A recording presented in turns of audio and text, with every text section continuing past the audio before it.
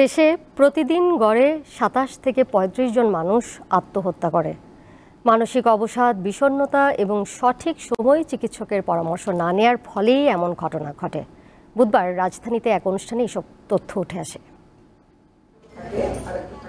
দেশে নানা রকম মানসিক সমস্যায় ভুগছে 18.7% মানুষ। এছাড়া বিষণ্ণতায় ভোগেন 57.9% তরুণ, যা দেশের ভবিষ্যতের জন্য বড় সমস্যা। বুধবার রাজধানীতে স্বাস্থ্য অধিদপ্তরের non communicable disease control programme এবং বেসরকারি উন্নয়ন সংস্থা ADD ইন্টারন্যাশনাল আয়োজিত অনুষ্ঠানে এসব তথ্য উঠে আসে।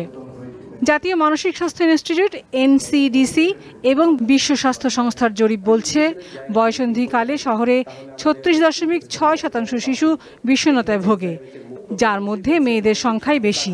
আমাদের ট্রিটমেন্ট গ্যাপ কিন্তু খুব হাই, এটি প্রায় 92 থেকে 94%। এর অর্থ হচ্ছে 100 জন মানসিক রোগীর ভেতরে 92 থেকে 94 জন কোনো ধরনের মানসিক স্বাস্থ্য সেবার আওতার বাইরে, বিভিন্ন কারণেই হোক। আমরা যদি প্রান্তিক পর্যায়ে মানসিক স্বাস্থ্য সেবার চিত্রটি দেখি, তাহলে আমরা দেখব যে আমাদের 62% রুরাল পপুলেশন যেখান থেকে চিকিৎসা নেয়, উপজেলা, জেলা, সেখানে কোনো আমাদের ফর্মাল মানসিক স্বাস্থ্য সেবার ব্যবস্থা নাই।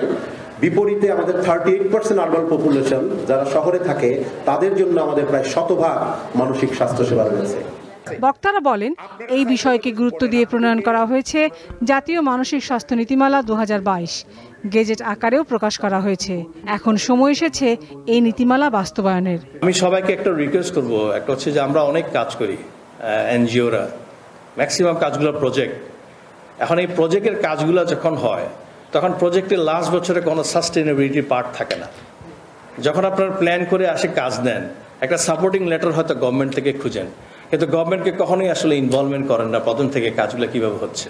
মানসিক স্বাস্থ্যসেবাকে উপজেলা পর্যায়ে নিয়ে যেতে সরকারি ও বেসরকারি প্রতিষ্ঠানকে সমন্বিতভাবে কাজ করার আহ্বান জানান বক্তারা। লাবণী গুহ, দীপ্ত সংবাদ, ঢাকা।